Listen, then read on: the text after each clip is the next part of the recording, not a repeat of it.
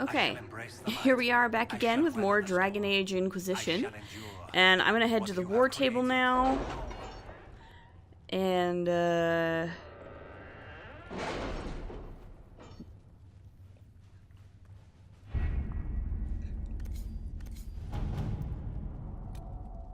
let's see here. We have some money. Good. We built some watchtowers. Commander Cullen. With the watchtowers built, we've had advance warning of demon and bandit attacks. The area is safer for both refugees and the farmers who had fled the nearby fields. Much appreciated, sir. It's good to know that the Inquisition is willing to put in the time to help these people. Corporal Vale. Which is nice, so we did that. That's great. I'm just gonna go ahead and send somebody else to gather some coin. Let's see how much you bring me, Cullen. And, otherwise, I think what we're gonna go ahead and do is go to Val Royeaux. So let's go ahead and do this. The remaining Chantry clerics have declared the Inquisition heretical. Attempts to gather allies against the breach have been rebuffed, and at this moment we could not step foot into the capital without being attacked by a mob or arrested. We must convince the Chantry to permit us entry into the city so we can show them the Herald of Andraste is not the monster they believe. Alright, let's do it. Having the Herald address the clerics is not a terrible idea. You can't be serious. Mother Giselle isn't wrong. At the moment, the Chantry's only strength is that they are united in opinion. And we should ignore the danger to the Herald. Let's ask her. Yeah, this is a terrible plan. You want me to walk into a pit of vipers and you ask me that? They're not vipers just because they like to hiss. I will go with her. Mother Giselle said she could provide us names. Use them. But why? This is nothing but a... What choice do we have, Liliana? Right now, we can't approach anyone for help with the breach. Use what influence we have to call the clerics together. Once they are ready, we will see this through. Well, I guess if Cassandra wants to. We might as well do it. Let's go.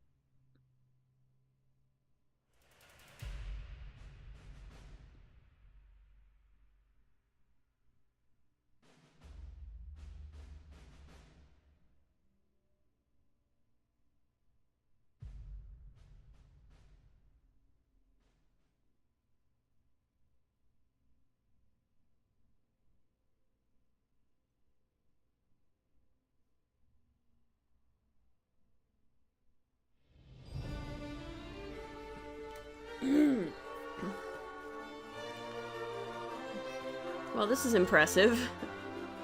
The city still mourns.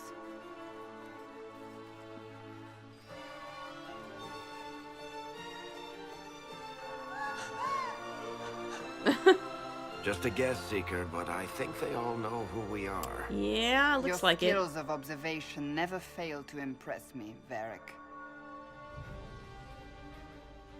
My Lady Herald. You're one of Leliana's people. What have you found? The Chantry mothers await you, but so do a great many Templars. Oh, great. There are Templars here? That's just what Nadia People wants. seem to think the Templars will protect them from the Inquisition. They're gathering on the other side of the market. I think that's where the Templars intend to meet you. Only one thing to do, then. Face them down and hope they don't try to kill us all? I guess. Awesome. They wish to protect the people? From us? Protect them from me. Protect them from the blasphemous Herald of Andraste, I'd say. Surely they cannot think such a thing. Why not? They wouldn't be the only ones. You think the Order's return to the fold, maybe? To deal with us upstarts? I know Lord Seeker Lucius. I can't imagine him coming to the Chantry's defense. Not after all that's occurred. Return to Haven. Someone will need to inform them if we are delayed. As you say, my lady. Great. So we might be delayed. First of all, let's read some plaques. The avenue of her reflective thought, inscribed upon a plaque, Our Lady and the actors of her rise and fall, her message and visage are worth repeating. Yeah. Mafarath's blood guilt. Beneath, scratched by a vandal, and his head suddenly weighs too much.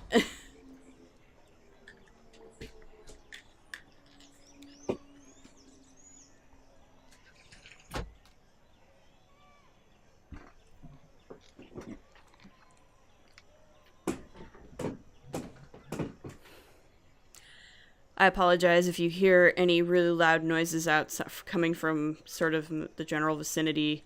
There's literally, I think, people drag racing somewhere outside. I don't know. It's crazy. Alright, Mafarath's remorse. Beneath, scratched by a vandal, meeting a low door frame. Yeah.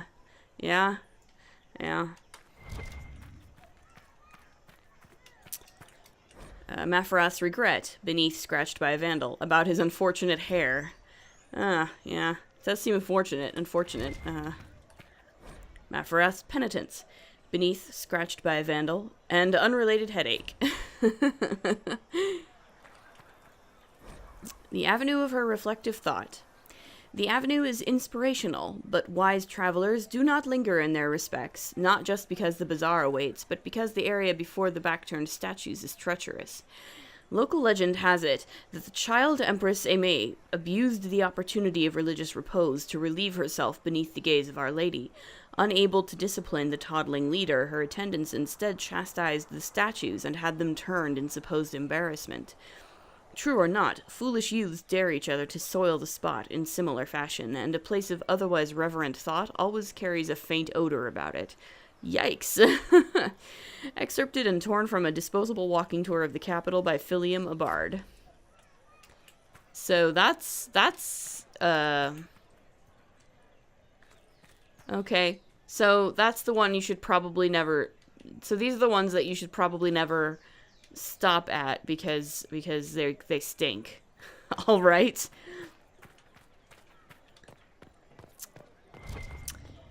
Alrighty.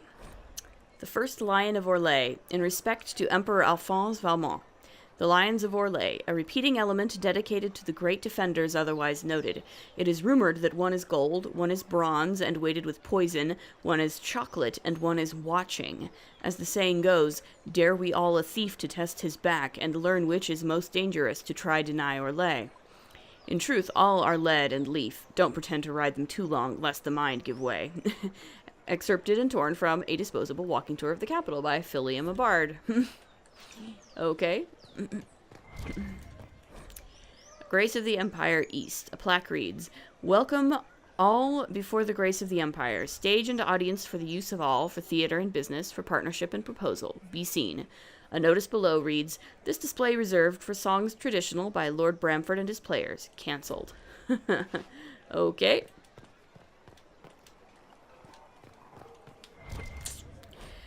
Grace of the Empire North. A notice reads, This display reserved for discourse political, with attending professors of social matters from the University of Orlais.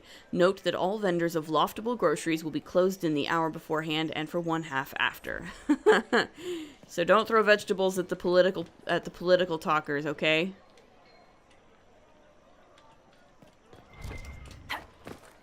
Let's see here. What's this one here?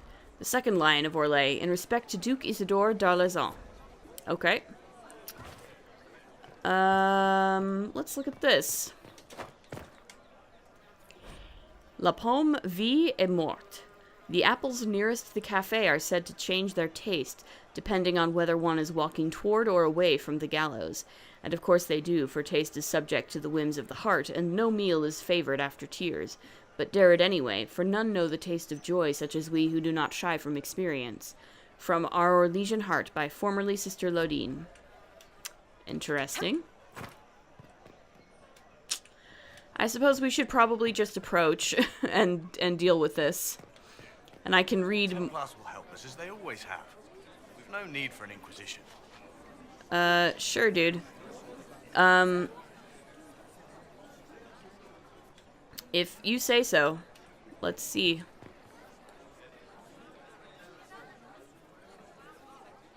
Good people of Val Royal, hear me. Together, we mourn our divine. A naive and beautiful heart, silenced by treachery. You wonder what will become of her murderer. Well, wonder no more.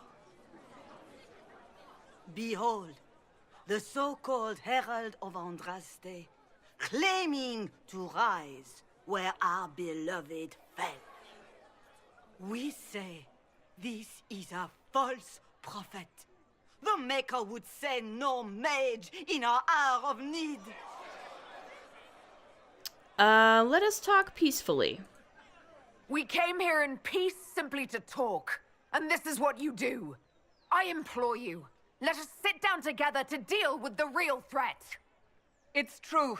The Inquisition seeks only to end this madness before it is too late. It is already too late. The Templars have returned to the Chantry. They will face this Inquisition, and the people will be safe once more. Whoa, I don't think that's what they're supposed to do. Still yourself. She is beneath us.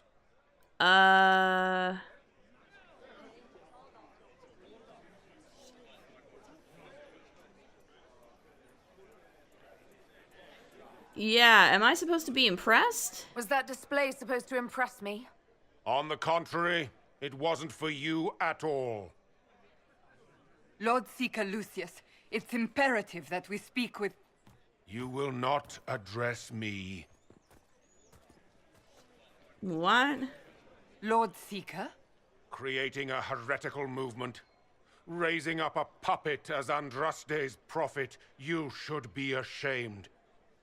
You should all be ashamed. The Templars failed no one when they left the Chantry to purge the mages. You are the ones who have failed. You who'd leash our righteous swords with doubt and fear. If you came to appeal to the Chantry, you are too late. The only destiny here that demands respect is mine. What? Yeah, Templars. Cullen is on our side. You should come over to our side, too. Templars, one of your own commands the Inquisition's forces. Join us as he did. You're a mage. Your ties are worthless. They are all made traitors just by being in your company. Yikes. But Lord Seeker, what if she really was sent by the Maker? What if... You are called to a higher purpose. Do not question. I will make the Templar Order a power that stands alone against the Void. We deserve recognition. Independence. You have shown me nothing, and the Inquisition, less than nothing. Templars, Val Royo is unworthy of our protection. We march. Well, that is utterly confusing. Charming fellow, isn't he? Extremely. Has Lord Seeker Lucius gone mad? How well do you know this guy? Do you know him very well? He took over the Seekers of Truth 2 years ago, after Lord Seeker Lambert's death. He was always a decent man, never given to ambition and grandstanding. This is very bizarre. Well, so much for Templar help. It doesn't look like we'll be getting the Templars to help us after all. I wouldn't write them off so quickly. There must be those in the Order who see what he's become. I mean, probably, Either way, but... we should first return to Haven and inform the others. I guess, yeah, let's, look... This victory must please you greatly, Seeker Cassandra. We came here seeking only to speak with the mothers. This is not our doing, but yours. And you had no part in forcing our hand? Do not delude yourself. Now we have been shown up by our own Templars, in front of everyone. And my fellow clerics have scattered to the wind along with their convictions. Just tell me one thing. If you do not believe you are the Maker's chosen, then what are you? Yeah, someone who can help? Someone who can help close the breach and end this madness. That is more comforting than you might imagine. I suppose it is out of our hands now. We shall all see what the Maker plans in the days to come. Okay, wow. What do you believe about me? You're obviously skeptical. What do you believe I am? Our divine. Her holiness is dead. I have seen evidence for everything, except what would comfort me. That doesn't answer my question. For you to be true, a great many things must be false.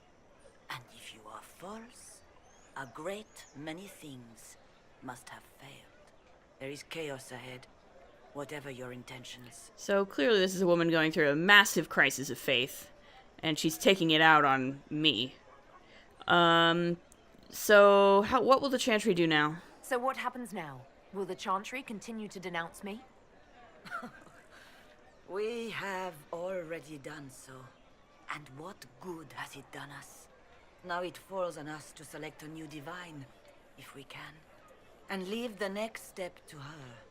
Provided such a selection is even possible. I truly don't know. Any revered mother who could have followed Justinia died at the Conclave. What becomes of us, and your Inquisition, is in the Maker's hands now. Well, that's comforting. How many Templars rebelled? How many Templars turned on the Chantry exactly? They rebelled across Thedas. Some remained loyal, but not enough to call them the Order. The White Spire here in the capital was the largest garrison, but now it stands empty. Perhaps more shall flock to the Lord Seeker's banner now. How far has faith waned, I wonder? Where have the Templars gone, then? Where is the Lord Seeker taking the Templars? I can't begin to guess the Lord Seeker's mind. He could not have abandoned his intended role more completely. There must be sense to what we can't see. Must there?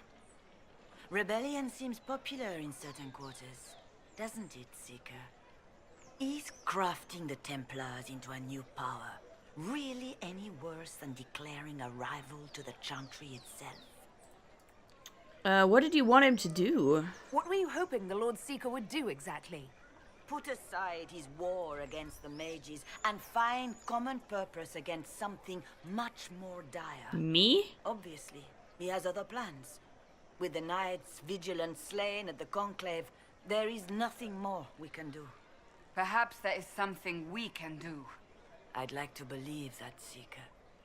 I truly would. I suppose we can expect renewed effort against the mages from him, and yet more chaos. Great. So how are people reacting? How are people responding to all of this? Despair. Fear. We mourn her holiness. The people look to the sky and wonder how long before terror comes for us all. There must be a way through this. Is it you? The Templars? The Maker's will? We abandoned our duties. We servants of the faith. Now we can only pray. You could still help us. It's not too late. The Chantry could still help us and come out on top. If only that were true. What's to stop you from trying?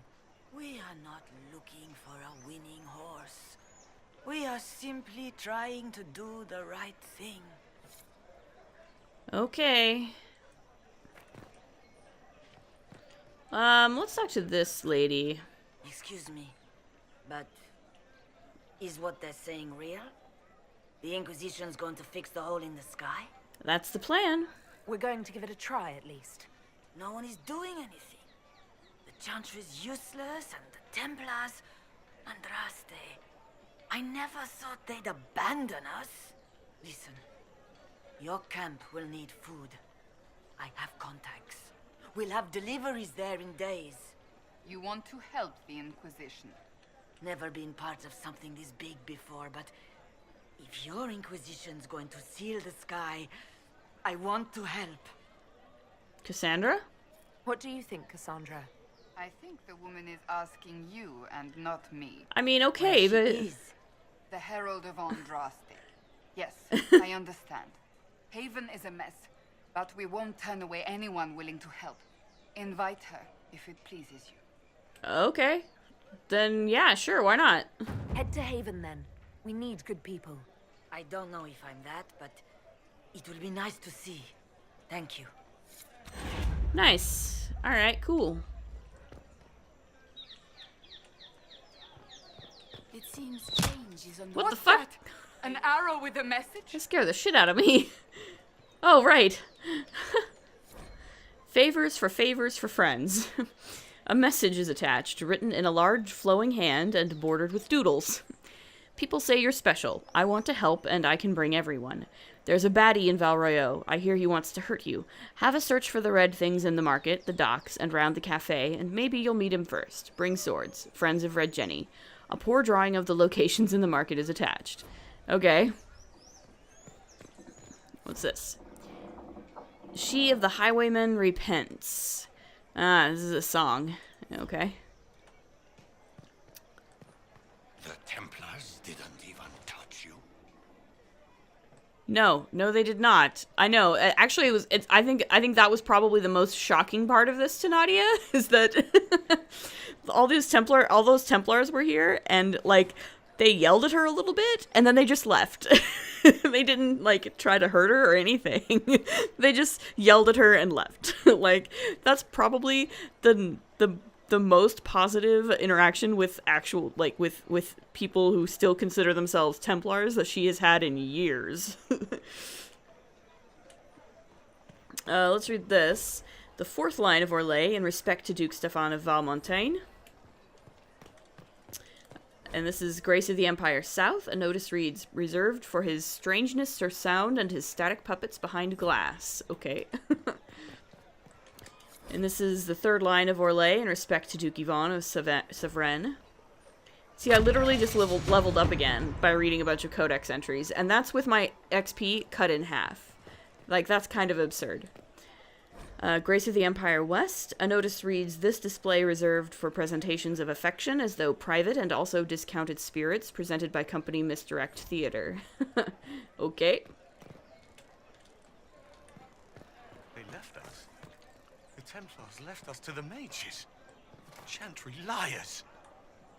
Well, I mean, you know, what can you do? I believe that messenger is trying to get our attention. Oh, okay. Hello, Circle You are the Mage Herald of Messenger. Andraste, are you not? Yeah. I have an invitation for you. Okay, invitation. First Enchanter Vivienne. You are cordially invited to attend my salon held at the Chateau of Duc Bastien de Ghislaine.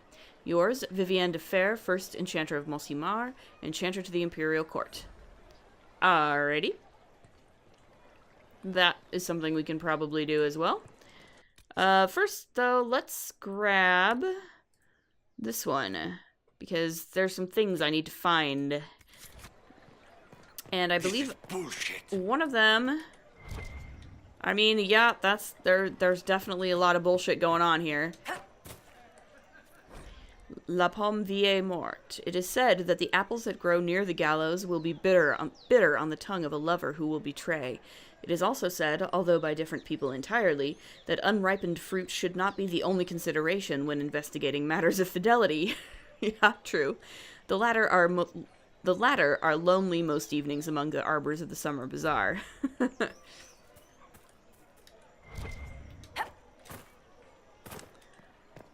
Here's something else. Emperor Florian.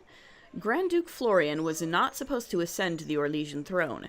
His elder brother, Emperor Judicael II, had two twin sons, and and thus a very secure line. Florian was free to pursue other interests, none of which revolved around the game. Indeed, the imperial court largely ignored him, and that was how he liked it. All that is recorded of that era is that he married, produced a single daughter, and afterwards showed little interest in her. An outbreak of the 100 Days' Cough in 877 Blessed changed his plans. Both of Judicael's sons perished, as did Florian's daughter. Racked by grief, Judicael lost interest in ruling, turning over all matters pertaining to the rebellion in Ferelden to his advisors, and instead spending his time hunting in the country.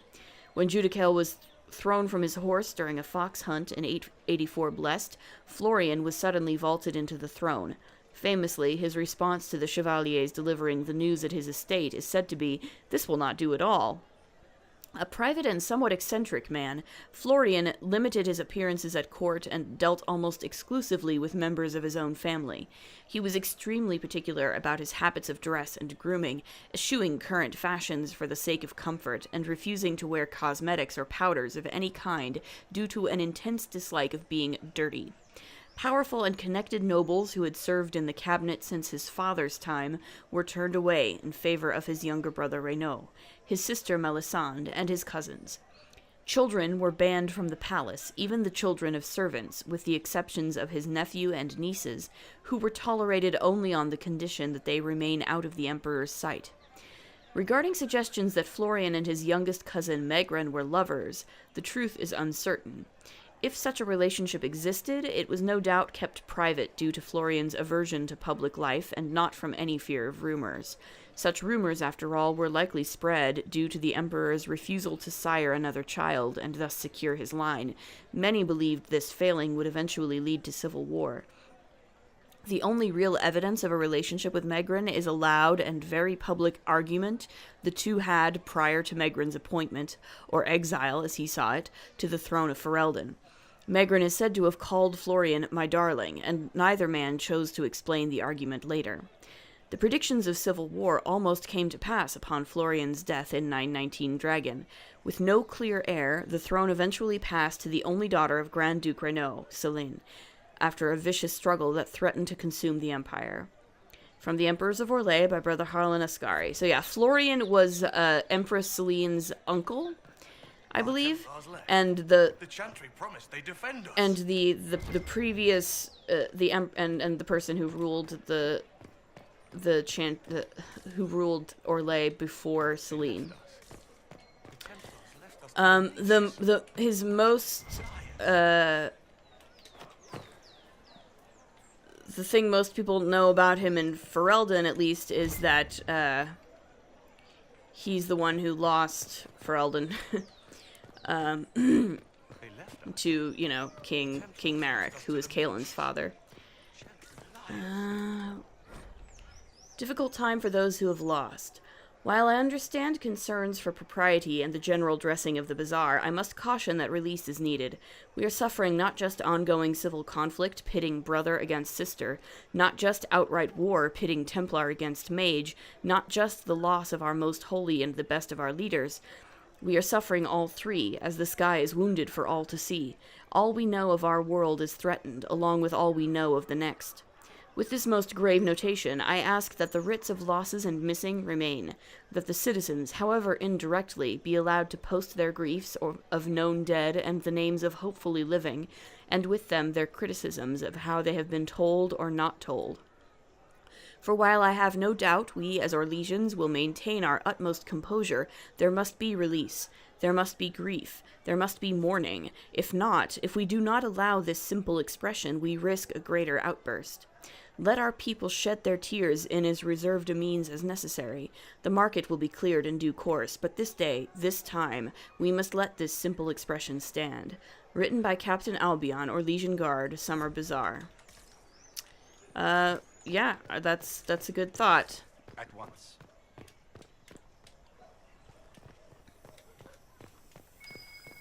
Must be something here. Let's look around. A red handkerchief. A red handkerchief folded around a key with a small, hasty scrawl. Key lifted from drunk swearing about Harold. Don't know what door. I'm out. My debt is paid. Alright. I think there's something... Yeah. There's another Randy Dowager. Yes. A waterlogged quarterly missive of suspect virtue.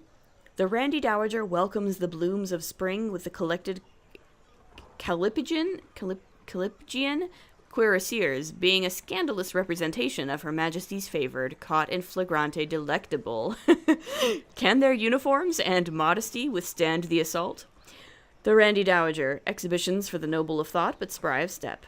The lady herself says, hardly a Tethris, but generously arousing if polished cuirass does it for you, and it should. 3 scarves fluttered in shock out of 5. Nice. You gotta love the Randy Dowager. Reservoir stocking evaluation. Tremors, floating, taste is off, waterbirds die off, restocking failed, fish not fit, do not consume. Oh dear.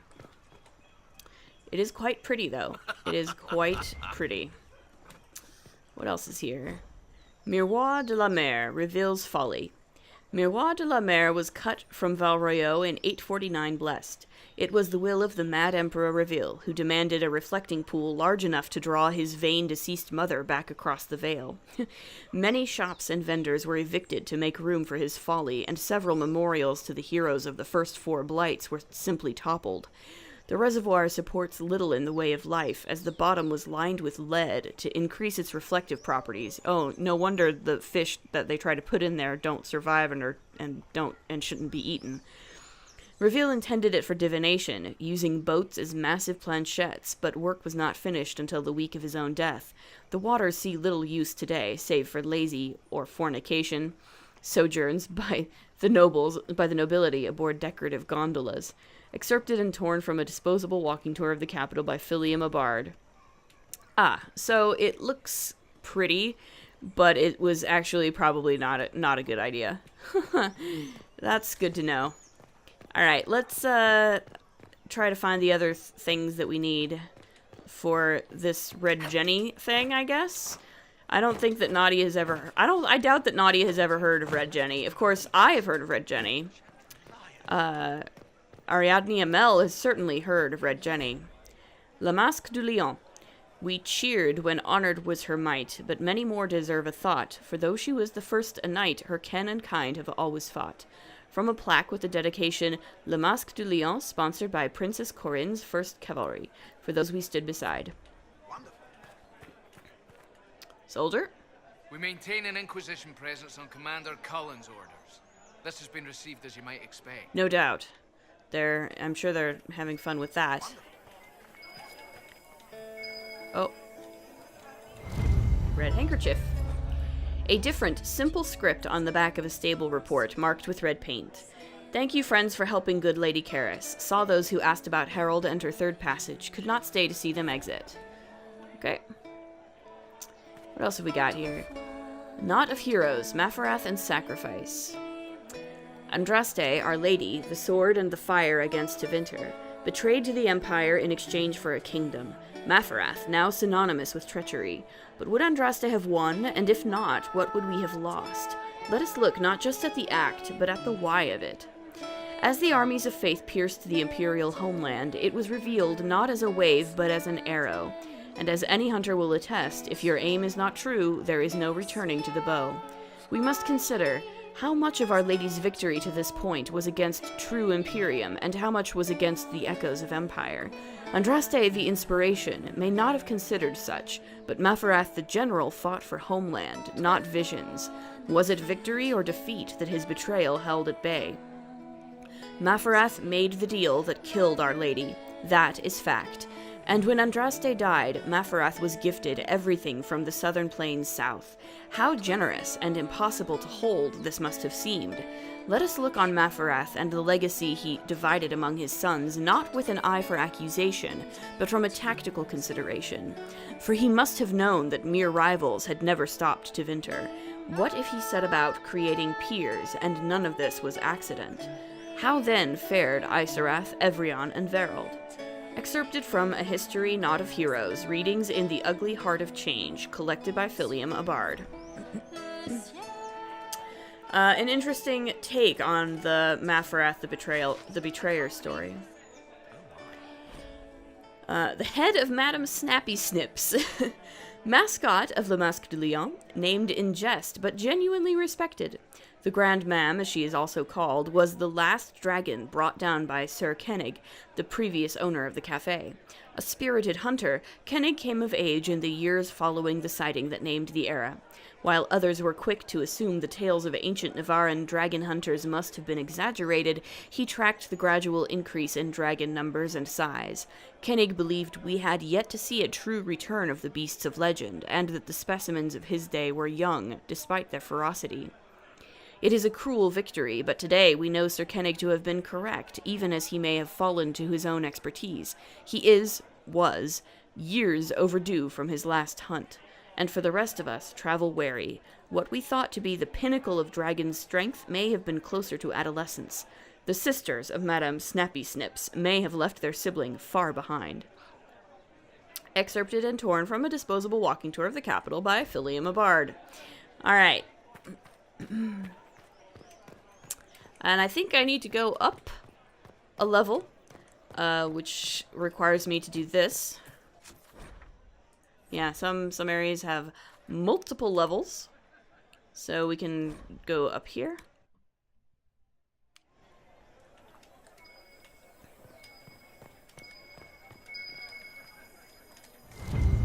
And our third red handkerchief. A scrap of parchment is hastily torn from an ornate document, stuffed into its hiding space with a large red sock. And we are to obey well. We meet at 3 bells to discuss how best to serve the new way. Scrawled below in a misspelled script. Herald go at time, praise addressed. Praise addressed. Taken together, the messages reveal a time, path, and key to a location on the world map. Alright, so we can go to the meeting point now if we want. There's a couple more codex entries and things, though. A season of the Four Afoul. At this window, the thief Treadwell did witness the attempted assault of Lady Castine. He surrendered his chance for escape to catch and hold her assailant, a bard of Lord Halavine. Hero thief, foiled bard, and conspiring noble were all censured as per their station and relevant action. Lashings and labor disappeared and ostracized for the social season, respectively. The scandal played out far longer in the theatrically serialized adaptation, which reimagined the three as siblings separated at birth, competing for Lady Castine's hand at her orchestration. The conclusion was relatively accurate to the original event, save the punishment of the thief and noble being swapped to comic effect. Generally good reviews received, though some thought the height of the lady's hair to be unrealistic. Okay, that's good. I want to say there's some more stuff down here, possibly. Yes. Another Randy Dowager. God bless. An unread quarterly missive of suspect virtue. The Randy Dowager ignites winter passions with the collected Conscripted by Love, being a tale of heroes come legends, the Grey Wardens, and their shining duty to claim those of promise who most suit their joining. The Randy Dowager, exhibitions for the noble of thought but spry of step. The lady herself says, always a classic when wardens come calling, or dare one suggest, the reverse? 4 scarves fluttered in shock out of 5. Oh, bless the Randy Dowager. And yeah, I was gonna say, I think there's one more up here. Not of Heroes, Division, and Distance. More about Mafarath and his sons. For a supposed creature of jealousy and greed, Mafarath is less so indeed. For while his word brought low the bride of the Maker, his prize was quickly divided and distanced. Let us consider the lesser of the sons in this matter. Of Evrion we know little. The middle boy, he was tasked with ruling the lands to be the Marches. No claim by the father was made, no in my name to humble, and that freedom is shown in the result, for Evrion himself was the least concerned with power. He among all led by example, not demand, and spoke only of sacrifice. When betrayal was revealed, Evrion acts as a man broken, dispersing his holdings to the various tribes. It was a penance that spared him his family, but it also dispersed influence. To this day, the free marches are scattered. Of Verald, more is known, for his actions bring him to the start of our nation. But his folly begins in Navarra, where we must ask, was this the will of a betrayer father, or a mistake of youth? Mafarath gave rule to the youngest, Verald, and never claimed Navarra. Never did he sit on the throne, and he is thought to have rarely visited. But his name is hated there most of all, for it was bartered for legacy by the son. Unlike Evrion, Verald spoke not as example, but to claim. Never his name was mentioned without that of his mother and father. His claims were bold, their actions were his, and their thoughts all shared. But from the father on his throne in Ferelden, no word is recorded, and we wonder, was it deliberate? For when the betrayal was revealed, all with ties to Mafarath were vilified, and so strong were the ties that Verald had drawn that his court was killed to a man, and he was forced to flee. Had he kept silent, as seems the will of the knowing father, and had he girded as the father had guided the elder Isarath, then Verald might have remained to rule. But that would require that the betrayer not be as he is drawn, and it would have kept Verald in Navarra, and it would have kept Verald from Orlais, and it would have prevented the further betrayal that truly birthed Orlais. Excerpted from A History Not of Heroes. So some really interesting reading there if you're able and willing to get through the slightly strange language. But it is fascinating nonetheless. I will probably explore this a little more later. There's more codex entries and other things to find here in Val Royeaux. I will be able to come back. Once again, this is an area that is not going to be closed off to me at any point. So I will be able to come back here at various points and explore more areas of it. Because there's still more stuff up top that I need to find. The upper level is more has a lot more to it. There are also quite a few merchants here. Of course, they are merchants in general in Dragon Age Inquisition. I find only useful for a few select things. I generally do not buy gear directly from merchants because I can find or craft stuff that's as good or better than what any merchant sells. So the only things I really buy from merchants are crafting schematics and recipes and other various odds and ends that are not actually gear. But I will certainly do that at some point as well, go to all the merchants and sort of pick through them and find the useful things. But I'll probably, again, do that mostly off camera. But I think we'll leave it here for now, and next time we will definitely go to meet a friend of Red Jenny, apparently, and also possibly attend this salon that Vivienne de Fer has invited us to. So yeah, we'll do that. As always, if you like what you see, please like, comment, subscribe, and we'll see you in the next episode. Later.